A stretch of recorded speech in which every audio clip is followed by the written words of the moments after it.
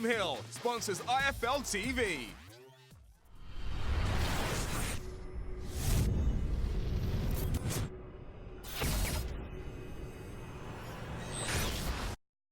I am the man to beat Daniel Dubois.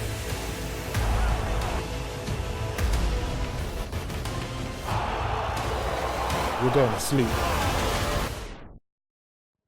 This is UMAR AHMED for IFL TV in association with MTK Global. We're in New York City, it's fight week, joined by trainer Jamie Moore. Lovely hotel we're at, aren't we? Beautiful, mate. Yeah. So we stayed there as well for Rocky's fight with Canelo. So yeah, it's a familiar stomping ground. Talking about Rocky's flying in on what, Wednesday, did you say? Yeah, he's coming in Wednesdays. A few of the team have come out for the trip. So yeah, nice to keep the team around you and keep the atmosphere and momentum going. Absolutely. We know Carl Frampton's already here. It's a huge fight week for your boy, Tommy Coyle. Boom, boom, Tommy Coyle, going up against experienced Chris Algieri. How much of a test is Chris, even though he's sort of on his comeback, if you like? Well, you'd have to say it's the biggest test of Tommy's career.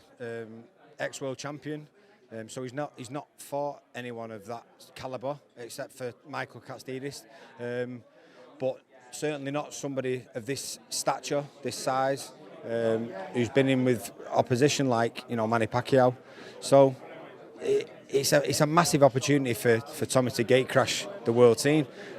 And Chris Algieri is 34, so he's past his best a little, but he's still a formidable opponent. Tommy's going to have to be at his absolute best to get the victory, but he's put himself in the best positions to do it. He never cuts corners. He's always in phenomenal shape, if I can say it. And he's in his element. He's in New York, fighting at Madison Square Garden, and on the undercard to Anthony Joshua. He never thought that would ever happen. So he's already sort of surpassed anything he ever expected. Speaking to Tommy just now, he said he's going for the knockout. Is that the mindset in camp? He always says that. I'm going to kill him. Yeah. Listen, Tommy's. My main difficulty with Tommy over the years has been to get him to stick to a game plan, because he's got so many more attributes to him than he's perhaps certainly didn't show earlier on. Has certainly shown it more so the later on his career's gone, and he's better at sticking to a game plan now. But I think part of the reason why he's on this card and Eddie likes him is because he entertains. He's been in so many entertaining fights, and that's part of what makes him successful in a way. His will to win and his refusal to lose sometimes is what's made him win fights. And how can I say anything to him? I was very similar to him in that sense as a fighter myself. So as much as it's my job to try and keep him on track and keep him stick to the game plan, sometimes the reason he wins fights is because he sort of digs in and refuses to lose. Jamie, if Tommy's prediction is true and he knocks Chris Algieri out this Saturday night, where does he go from there? I mean, knocking out Algieri, Madison Square Garden on Anthony Joshua's undercard, where does he go from there?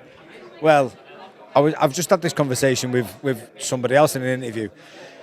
He thought he'd reached the top of the mountain when he won the Commonwealth title, and so anything he's done after that or does after that will be a bonus. So he's very much in that state of mind where he's relaxed, he's confident, there's no pressure on his shoulders, and Eddie Hearn is at this moment in time is the #1 promoter in the world. He's putting massive shows on both sides of the Atlantic.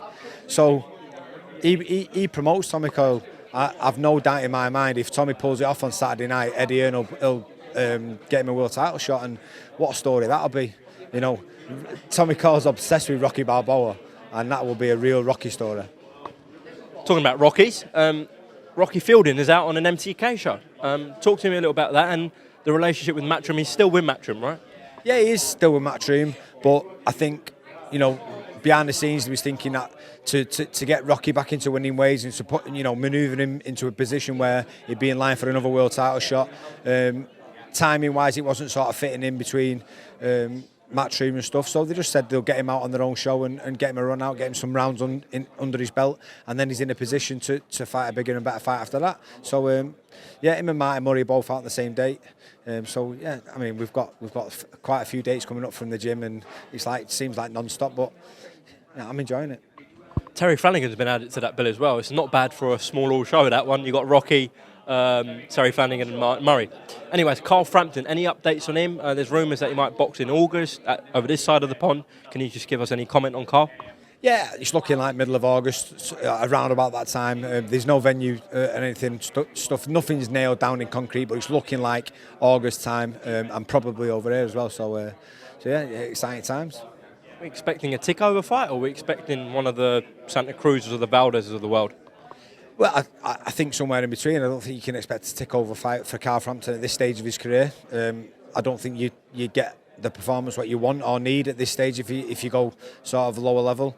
Whereas at the same time, I think he deserves a fight where he's not straight in the deep end against somebody like that. So there is talk of Valdez, but I think that'll be more towards the end of the year if he comes through this one, which I'm sure he will. He seems rejuvenated. He was very busy. Considering the stage he was at his career, he had 4 fights within just over 12 months, and I think maybe. I'm not saying that was a reason why I lost to Josh Warrington. There's other reasons, but I think the 6 months where he's not boxed has done him well. He's recharged his batteries and he's looking refreshed.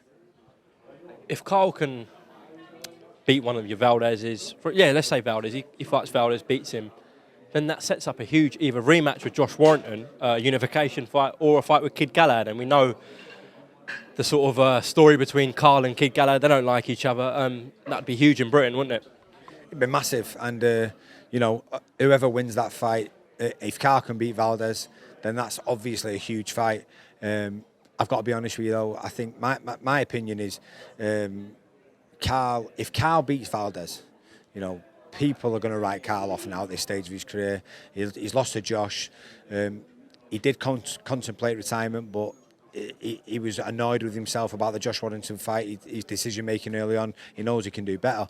If he comes back and beats Valdez, for me, that's the perfect time to walk away from boxing.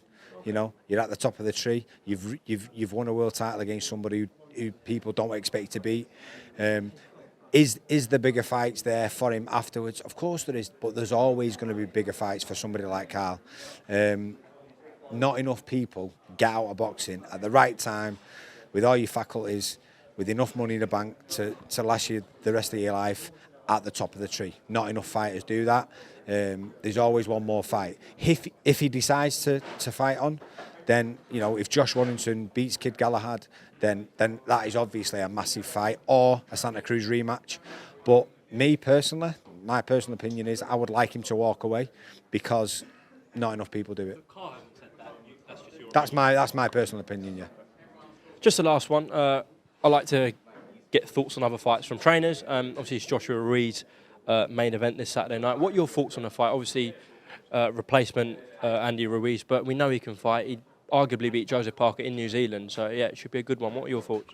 Well, Ruiz is a good fighter. Like you say, he was a close fight against Parker, but styles make fights, the old cliche, and Ruiz is first and foremost a pressure fighter. He comes forward, he applies pressure.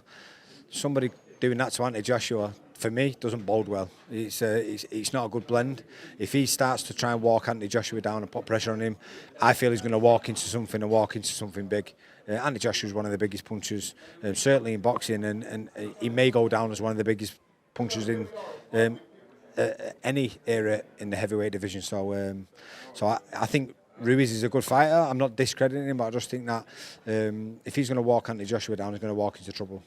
Jamie, last question. We keep hearing kind of just trash talk in the media between Team Wilder, Team Joshua, Eddie Hearn, etc. What are your thoughts on that situation? Does that fight need to happen next after Joshua Ruiz, assuming Joshua gets through that? We know Wilder's just knocked out Brazil in one round. In your opinion, does that have to happen next? It's a tough one. When a fight's that big and there's that much money involved and the parties have both sort of got conflicting interests, it's a difficult fight to make. So I'm sure behind the scenes we don't really know what's going on. I'm sure that there's negotiations going on and ongoing. So does it have to happen next? No, it doesn't. For me, it doesn't. It can sort of marinate a little bit more. But certainly within the next 2 or 3 fights, I think we should see that, and the world deserves to see it. You know, it's one of those massive fights which you can't get away from. It should happen. You know, we missed it. We missed the timing of the Mayweather-Pacquiao fight, and we shouldn't miss this one. It's a huge fight for boxing. We never got Lennox Lewis, Riddick Bowe. Are you worried that the same could happen with Anthony Joshua and Deontay Wilder, and it might never happen? No, I'm not, because I always got the feeling that Riddick Bowe didn't want the Lennox Lewis fight, whereas I feel both Anthony Joshua and Deontay Wilder want this fight. So what's the hold-up, do you think? Why is it not happening if they both want it? I think they both feel like they should be the A side of the bill. They both deserve the majority of the money. So it's all about making the right negotiations at the right time. And I'm sure they'll come to some sort of deal. It's just going to take a little bit of time. A lot of time, it's ego's involved, and you know, I'm sure they'll get there in the end. But yeah, I wouldn't expect it to happen overnight. But I'm sure in the next 2 or 3 fights it'll happen. Jamie Moore, thank you very much for talking to IFL TV. Wish the best of luck with Tommy this Saturday night. Anything you want to add? No, thank you, mate. Just every fight from this point on is dedicated to Oliver Harrison. Well said, Jamie. Thank you.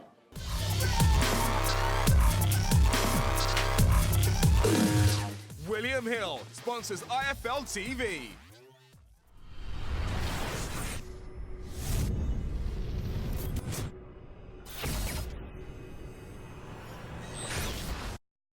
I am the man to beat Daniel Dubois.